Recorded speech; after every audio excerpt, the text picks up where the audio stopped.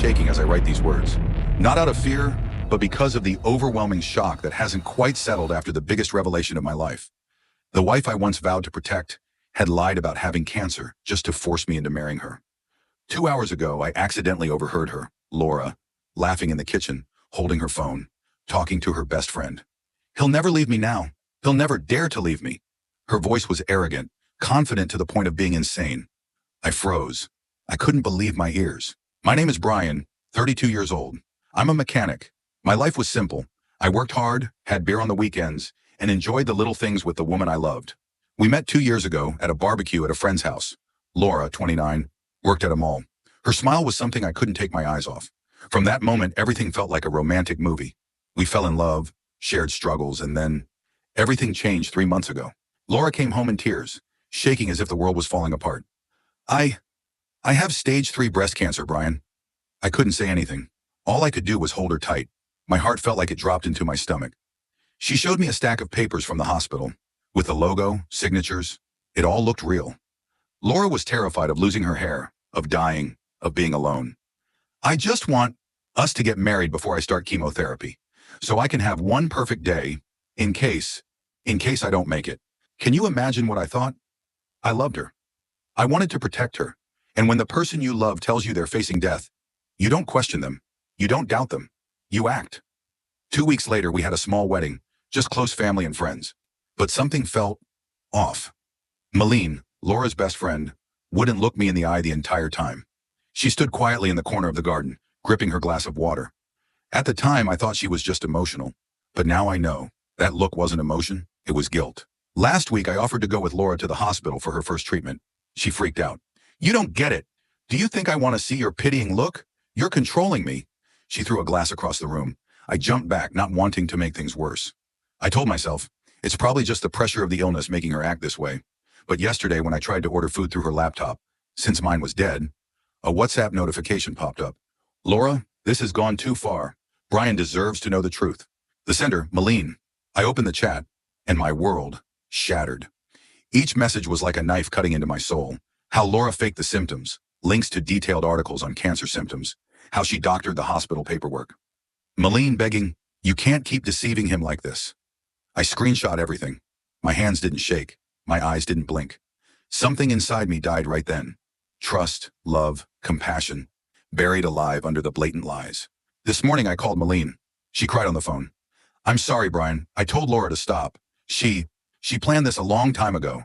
She printed fake documents from the office of her cousin, who works at a clinic. She has never been sick." I didn't hang up. I didn't say anything. I just went silent. When Laura came home that afternoon, she was smiling, kissed me on the cheek, and said she was tired from chemotherapy. Then she pretended to run into the bathroom to vomit. I stood there, said nothing, did nothing. And then, like a final knife wound, she took a call from Kathleen, another friend, and I stood behind the hallway, listening to it all. "He really believes it. He even asked when we want to have kids. This is working so well. He's blindly in love with you." I hit record. Coldly, no anger, no pain, just emptiness. She thought I was trapped, that I would never leave a wife who survived cancer. What she didn't know was that I had already called the lawyer. I had gathered evidence. I was prepared. She didn't know. Her false dream was about to pop like a soap bubble. If anyone ever told you that living with someone you know is lying to you is impossible, they've never felt what I've been going through every day. Every morning, Laura wakes up, stretches, then starts her patient routine. She takes a pill bottle from the drawer. Inside are gummy vitamins for adults, but she pretends to swallow them like they're expensive chemotherapy drugs. Then she leans back in the chair, groans lightly. "I'm so tired. Could you make me some ginger tea?" I pretended to believe it all. I smiled, gently stroked her hair. Long, thick, shiny hair. The hair that should have fallen out 3 weeks ago. I was acting, because I knew she was acting too. I began documenting every little detail. Time, actions, words, expressions. Every time Laura said, "Can you take me to the hospital next week?" but then canceled at the last minute. Every time she asked for a special meal after chemotherapy, I wrote it down. I recorded when she told her mom on the phone about the horrible side effects. I secretly filmed her shopping, going to the salon, eating out with friends, on days she should have been receiving treatment. I didn't do this out of hate. I did it because I needed evidence, for both the court and myself, that I wasn't crazy, that I wasn't the one who abandoned my wife when she was sick. I couldn't help but feel a mix of disbelief and anger as I watched Laura, the woman I had married who had claimed to be fighting cancer, continue to deceive me, all while feigning sickness. Last week, she snapped at me because I forgot to buy her post-chemo detox juice, an expensive addition she'd added to her list of essentials. She screamed, "Do you have any idea what I'm going through? I don't feel like you care about my illness at all." I apologized. I hugged her. I kissed her forehead. "I'm sorry, next time I'll remember." That evening, I quietly sat in my office and opened the security camera footage. While I was washing the dishes, Laura was live streaming her autumn skincare tips on her secondary account. There wasn't a trace of stress or illness on her face, just a fake smile and a perfect layer of makeup.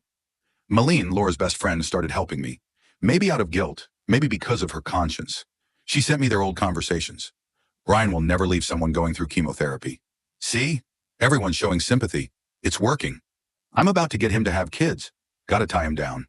I saved everything. Last week, Laura bragged about her 3 p.m. chemo session at Memorial Hospital. I drove straight there, parked across from the main entrance. I didn't see her, but at 3:17 p.m., Laura appeared, not from the hospital, but from a fashion store in the mall, shopping Chanel bags, smiling brightly with Kathleen. I snapped pictures, clear shots with GPS data, time, and the smile that should have been absent due to her illness. The final blow came when I opened her laptop to check an email, a small request from Laura, asking, "I'm so tired, can you check this for me?" But when I opened the downloads folder, a Word file popped up, Speech for Cancer Recovery Draft. I opened it, and it was a literary masterpiece. Phrases like, "the painful journey," "Brian, the greatest man in the world," and "love heals my cells." The most chilling part, at the end of the document, a reminder. Read at my sister's birthday party, with parents, boss, and friends in attendance. Make sure to cry at the third paragraph. I froze. She didn't just want to keep me. She wanted to build a monument to her lie, an image so beautiful that no one would dare question it. Every guest at that party would become a living witness to her deception. I transferred money from our joint account into my personal one. My lawyer said I was doing the right thing. "Let her take the stage herself," he said, "and when the spotlight hits, all you need to do is pull back the curtain and everything will come crashing down." I'm counting down. 3 weeks left. The recovery announcement party. She thinks it's her victory day, but in reality, it will be the funeral for her lies. The day of Laura's recovery announcement party had arrived, and I had been preparing for it for a month. She called it the good news party, but in the message she sent to her friends, she made it clear. "This will be the perfect finale. Everyone will believe me. Brian will never dare to leave me now." I arrived early playing the role of the dutiful husband, helping to decorate with balloons and a cake. Soft pink, the symbol of breast cancer victory. Ironically, everything was too perfect, exactly how she had planned every detail. Laura wore a white dress, light makeup, and a pink bow in her hair, looking like the leading lady in a sappy TV drama. Guests arrived one by one. Her family, my family, co-workers, friends, and her boss, all of whom had contributed to the treatment fund. About 20 people. All of them had cried, prayed, and donated. For a lie. At exactly 3 p.m., Laura stood in the middle of the living room, holding a glass of champagne, smiling like a reborn angel. "Brian and I have some wonderful news to share with everyone." I walked up beside her. All eyes turned to me.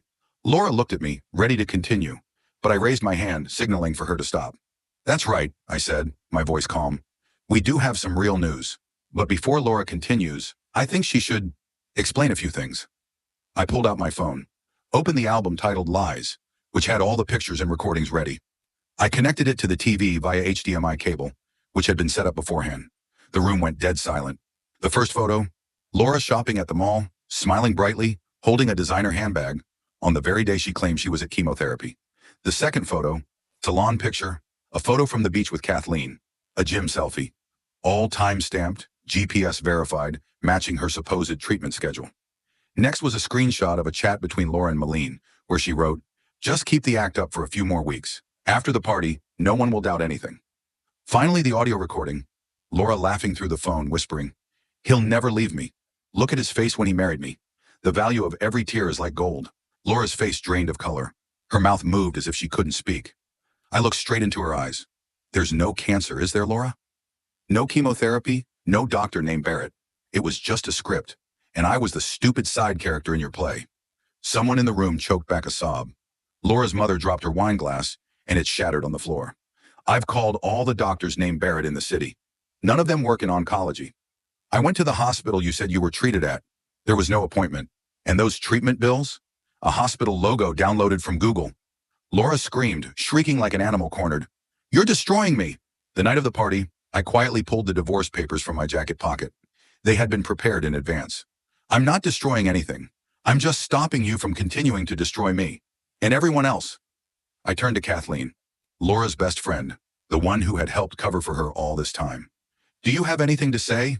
Kathleen stepped forward, trembling, as if walking into the final moments of a nightmare. Everyone, I'm sorry. Laura told me she needed Brian to commit, that if she didn't fake being sick, he would never propose. Whispers spread throughout the room, a silent earthquake. Laura screamed, trying to rush to grab my phone. Her brother held her back. I stayed still, like a calm witness in the middle of the chaos. She screamed, "You're doing this in front of everyone?" I responded, "Because you've been lying to them." I placed the divorce papers on the table. Make your choice, Laura. Sign it now, in front of everyone. Or I send all this evidence to everyone you know, every place you've ever worked, and to the local media. You have the choice. But the truth? It doesn't. Laura signed. Her hand trembled like a leaf in winter. Her face was pale. No one spoke. Her mother turned away. Her father walked out and didn't return. I left the party in silence. No one stopped me. No one said goodbye. Just the sound of a door closing behind me and the storm of anger crashing down on someone who once thought they were untouchable. The morning after, when the truth was exposed at the recovery party, I woke not to an alarm, but because my phone exploded with notifications. 47 missed calls. Nearly 100 messages. Laura had disappeared from the house immediately after signing the divorce papers. But she didn't disappear from social media. On the contrary, she was diving into a desperate counterattack. 9:02 a.m., she posted a long status on Facebook. I'm not perfect, but I love Brian with all my heart. He twisted everything, made up lies, humiliated me in front of my family just to leave me easily. I was wrong to let the fear of losing love turn into a lie, but I don't deserve to be treated like trash. Within 20 minutes, the post received over 150 comments. But instead of sympathy, people were angry. I did nothing. I just posted 3 screenshots. The conversation she had with Kathleen about the fake illness plan, the image of the medical form downloaded from Google, the chat, "He'll never leave me now." 5 minutes later, Laura deleted the post. At 10:41 a.m., I received a message from Laura's cousin, who had once been the main sponsor of the treatment fund. "Brian, thank you. I feel like such a fool. But now I feel relieved knowing the truth." At 11:20 a.m., Laura's old friend Malene posted a nearly 3-minute TikTok detailing Laura's entire deceit. Not just the fake cancer, but also how Laura had faked an injury to claim insurance money, secretly took money from their group's outing fund, and even stole the Netflix account password. The video went viral in the local community. People shared it, commented, tagged their friends, calling it one of the most twisted scams ever. I thought that was the end of it. But later that afternoon, Laura showed up at my company, screaming in the parking lot. Wearing a brand new pair of Lululemon leggings, waving her phone around, she yelled, "You're destroying my life!" Security intervened. Another employee started recording. Within an hour, the video was all over the neighborhood's Facebook page. One person commented, "This is even better than a Netflix script." I didn't need to do anything. The community had already handed down its judgment. That evening, my mom asked me, "Do you feel guilty, seeing the woman you once loved like this?" I looked at her, honestly. I only regret one thing, that I didn't expose her sooner, before she fooled so many good people. The next morning, I received a message from Laura's boss. "We've seen the video and the photos of her at the spa and gym while on paid sick leave. She was fired this morning." Not because I reported her, but because the community had filed complaints. A week later, I heard Laura move back in with her mom, but she had to leave again. The neighbors started whispering. People in the neighborhood started avoiding her. And her sister, who had always supported Laura, spoke up. I was making coffee when I heard car horns. I stepped outside and saw Laura arguing loudly with her sister Natalie, right in front of my house. "Did you use the money for my kids' treatment last year to go shopping? You've lied to all of us." Laura screamed, I just don't want to lose Brian." Natalie yelled back, "You're not sick. You're crazy." I stood quietly on the porch, coffee in hand. I didn't intervene. I didn't need to. The truth was speaking for itself.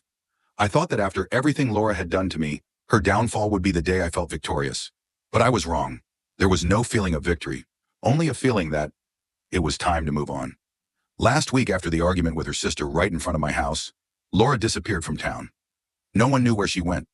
Some said she went to stay with an aunt in another state. Others said she was starting over. But no one cared to find out anymore. People were just too tired of having to constantly fix things for someone who never knew how to apologize.